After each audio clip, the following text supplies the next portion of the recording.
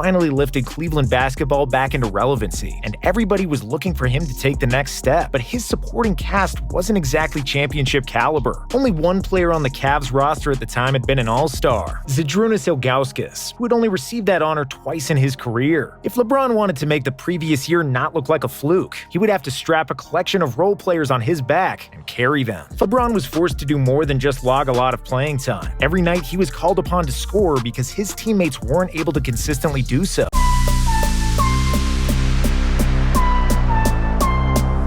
Alright, old school NBA fans, self-research, NBA facts. Got another video for you. As always, thanks to anybody who watches my videos, subscribes to my channel. I really appreciate it. In this video here, 2007 Cleveland Cavaliers. I know I did a video not too long referencing that run. But I got a couple of people that were pushing back on that, and it made me look into it even deeper.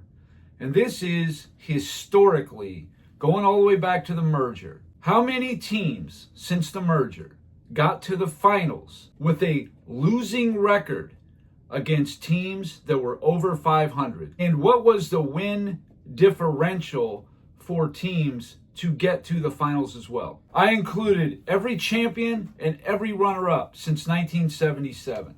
So I'm just going to get right into it so you know exactly what I'm talking about. 1977 Portland Trailblazers. In the first round, they played the Chicago Bulls, who were 44-38.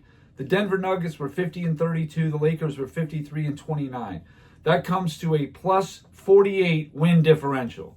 Their overall record was 14-5 versus teams over 500, because all of them were. And I only did the teams since the merger that actually played in the first round. I'm trying to keep it apples to apples, because some of these teams didn't play in the first round. It was that way from 77 to 83. The top two seeds got byes. So if you were a top two seed, you wouldn't have played in the first round. But there was only a few exceptions to that. 1978 Washington Bullets, they were the champions. Atlanta was 41-41, so they're out. San Antonio 52-30, Philadelphia was 55-27, and then Seattle in the finals was 47-35. They were 12-7 against those three teams. The three teams combined for 62 wins over 500. 1978 Seattle Supersonics. They played the Lakers in the first round, 45-37. Portland in the semifinals at 58-24. Denver at 48-34. Against those three teams. And Washington in the finals was 44-38. They went 13-9 against those teams, even though they didn't win the championship. That's a 46 wins over 500. 1980 76ers. They played Atlanta, Boston, and the Lakers were over 500. That was a 54 wins over 500 combined. They had a 10-6 record. 1981 Houston. The Lakers were 54-28. The Spurs were 52-30. Boston was 62-20 in the finals. They were 8-8 against those three teams. They were 46 wins over 500 combined. 1982 Philly, 74 wins over 500 with a 12-9 record. 84 Boston, 44 wins over 500. Were their three opponents with a 12-7 record. The 84 Lakers, even though they lost, the Kansas City Kings were under 500. Phoenix was 500. Dallas was only 43-39, so they only beat three teams combined for 2 games under 500. But the teams that were over 500, they had a 7-5 record. 85 Boston, they had a 10-7 record against the teams they played that were over 500, with a combined 34 wins over 500. I made a note of every team on here that had a 25 or less wins over 500 combined for their opponents, or a losing record against teams with a winning record that made the finals. And we're going to look at the end. There's not very many of them. We're going to take a look at those. The 85 Lakers, Portland, Denver, Boston were all over 500. Combined 58 wins over 500. They had a 12-4 record. 86 Boston. Atlanta, Milwaukee, and Houston were a combined 44 games over 500. Boston had a 12-3 record. 86 Houston. Denver, Lakers, and Boston were all over 500. Houston was 10-7, but the teams they actually beat, which would have been Denver and the Lakers, they had a combined 46 wins over 500. 1987 Boston, Milwaukee, and Detroit was a combined 38 wins over 500. Boston went 10-10 against teams that were over 500. 87 Lakers, they only played 2 teams over 500. Golden State was only 42-40, Boston 59-23, but the Lakers went 8-3 against those teams, and they were still 26 games over 500 combined for the 4 teams they played. 88 champion Lakers, Utah, Dallas, and Detroit were over 500, 42 games over combined. The 88 Lakers had a 12-9 record against them, literally won all 3 in 7. 88 Detroit, Chicago, Boston, and then they fell to the Lakers, but Chicago and Boston had a combined 50 games over 500, and Detroit was 11-7. 89 Lakers, they were 8-4 against teams that were over 500. They got swept in the finals, 8-0 against Seattle and Phoenix. 36 wins over 500 for the other 2 teams. 89 Pistons, they were 15-2 in the playoffs. All 4 teams were over 500 with a combined 62 wins over 500. The 1990 Pistons, they were 15-5. All 4 teams were over 500. 74 wins over 500 combined. 1990 Portland, all 4 teams over 500. They were 68 wins over 500. Portland had a 12-9 record. The 91 Bulls, they went 12-2 against the 3 teams that were over 500. The Knicks in the first round were not. A combined 54 wins over 500. 91 Lakers, the 3 teams they beat were all over 500. 72 wins over 500. They went 12-7 against teams that were over 500. The 92 Bulls, 12-7, 78 win total. 92 Portland, 56 wins over 500, 13-8 record. 93 Bulls, 15-4 record, 110 wins over 500. The 4 teams they beat: Atlanta, Cleveland, Knicks, and Phoenix. 110 wins over 500. You'll find that to be pretty strong. 93 Phoenix, they were 10-9, 72 wins over 500. The Lakers in the first round were under 500. 94 Rockets, 15-8 against teams over 500. 98 wins over 500 combined, the 4 teams they beat. The 94 Knicks, they were 14-11 with 82 wins over 500. 95 Houston, the best on the list, 148 wins over 500. Unbelievable.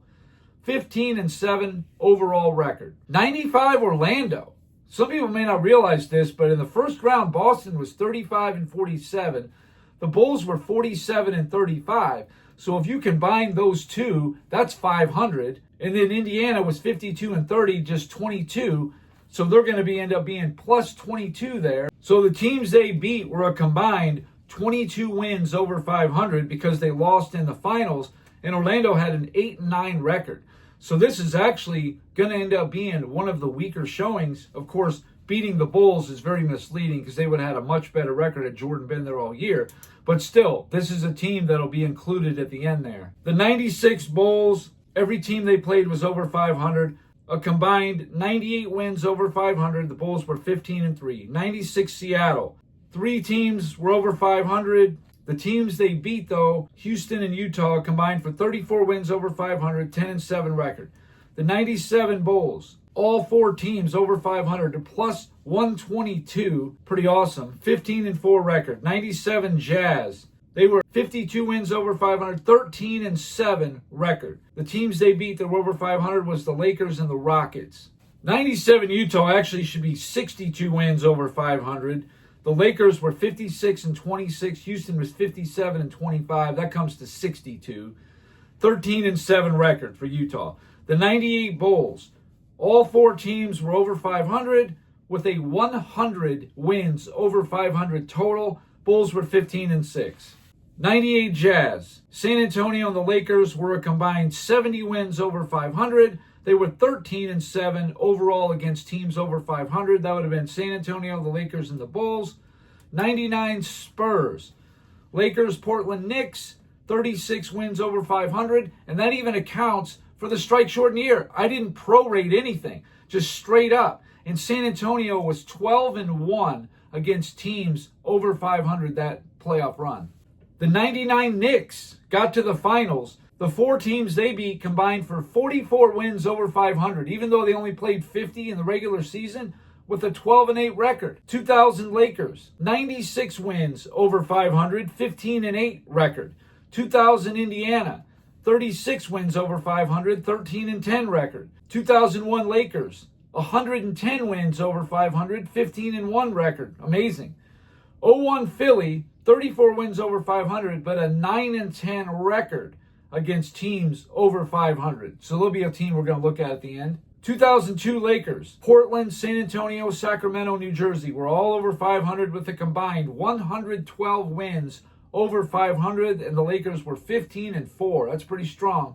The 02 Nets, all 4 teams they played were over 500, but the 3 they actually beat came to 24 wins over 500, so we'll take a look at them at the end. The record was 11-9 though. 03 San Antonio, all 4 teams they beat came to 78 wins over 500 with a 16-8 record. 03 Nets, 14-6 record, 34 wins over 500. 04 Pistons, the Nets, the Pacers, the Lakers, all 3 were over 500.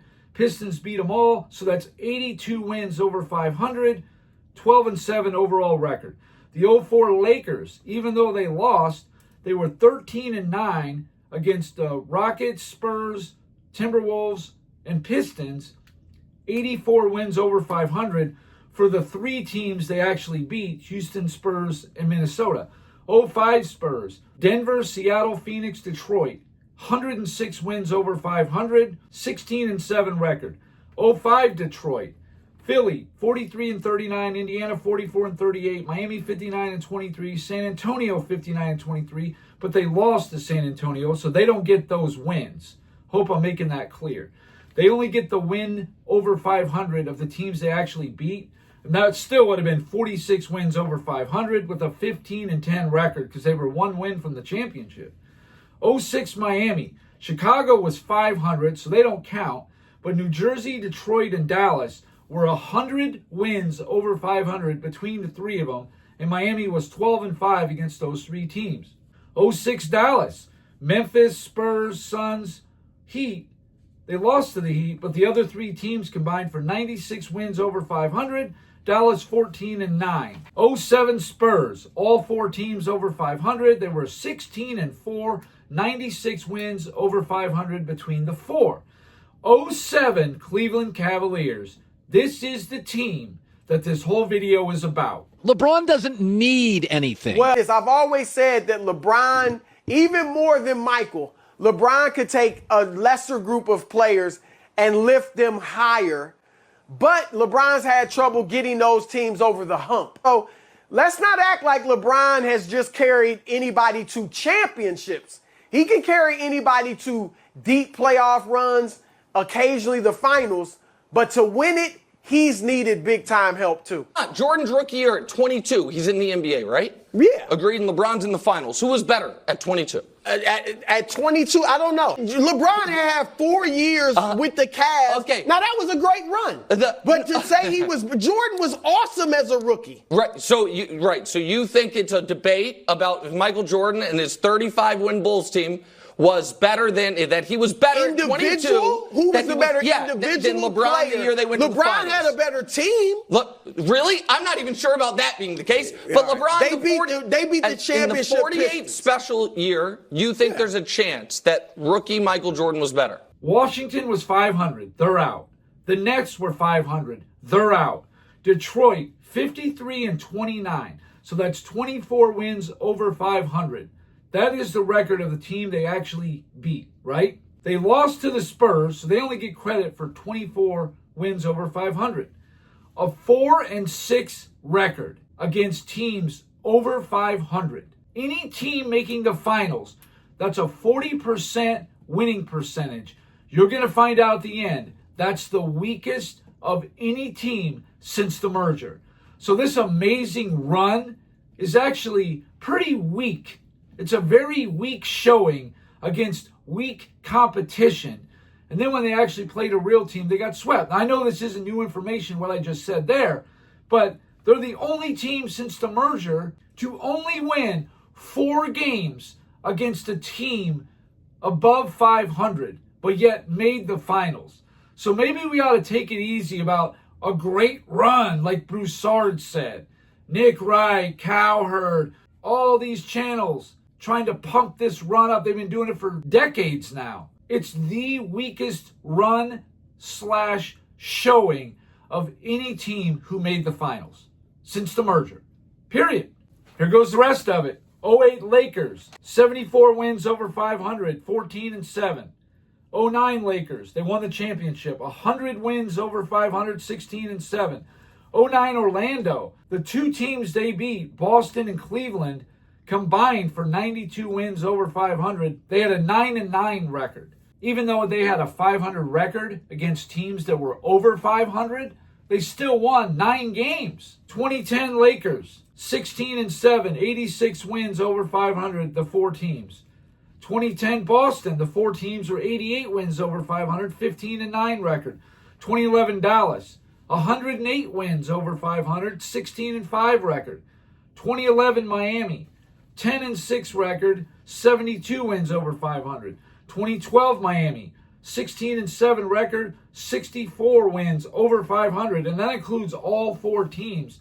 But that was a strike-shortened year, 66 games or whatever. 2012 OKC, 56 wins over 500, 13-7 record. 2013 Miami, they were 12-7 against teams over 500 with a combined 53 wins over 500. That would have been Chicago, Indiana, and San Antonio. 2013 Spurs, 50 wins over 500, the 3 teams they beat combined, a 15-6 record. 2014 Spurs, 104 wins over 500 with a 16-7 combined record. 2014 Miami, 13-7, only 40 wins over 500, a little low, but nothing as bad as those 07 Cavs. That's crazy. 2015 Golden State, 90 wins over 500 for the 4 teams. They were 16-5. 2015 Cavaliers, only 3 of the teams were over 500, Chicago, Atlanta, Golden State, but they only beat Chicago and Atlanta for a combined 54 wins over 500. They had a 10-6 record against teams that were over 500 in the playoffs. 2016 Golden State, 34 wins over 500 because it was just Portland and Oklahoma City because they got beat by Cleveland. 11-8 record though. 2016 Cleveland, 16-5. All 4 teams over 500 with a combined winning over 500 of 114. That's a really high number. We know about the caveats with Golden State, but that's all right. 2017 Golden State, 80 wins over 500 between the 4 teams. Actually, it was 3 because Portland was just 500. 12-1 record against those 3 teams. 2017 Cleveland, 46 wins over 500. They were 13-5 against teams over 500. 2018 Golden State, 16-5 record, 92 wins over 500. 2018 Cleveland, 12-6 record, 78 wins over 500. 2019 Toronto, 16-8, 92 wins over 500. 2019 Golden State, 96 wins over 500, 14-8 record despite losing in the finals. 2020 Miami, 80 wins over 500, actually beat better teams than the Lakers did, and they didn't even win the championship. And a 14-7 record. That's a great showing. The 2020 Lakers, Portland was 4 games under 500. Houston was 44-28. Denver was 46-27, and Miami was 44-29. You add that up, that's only 46 games over 500. That is a nice, easy run for a champion. 2021 Milwaukee, Miami, Brooklyn, Atlanta, and Phoenix combined for 72 wins over 500. That was a shortened COVID season. 16-7 record. 2021 Phoenix, 56 wins over 500, 14-6 record. Golden State, 86 wins over 500, 16-6 record. 22 Boston, 50 wins over 500, 14-10 record. 2023 Denver, one of the easiest runs ever, and they won a championship. 20 wins over 500, the 4 opponents combined for. They did have a 16-4 record.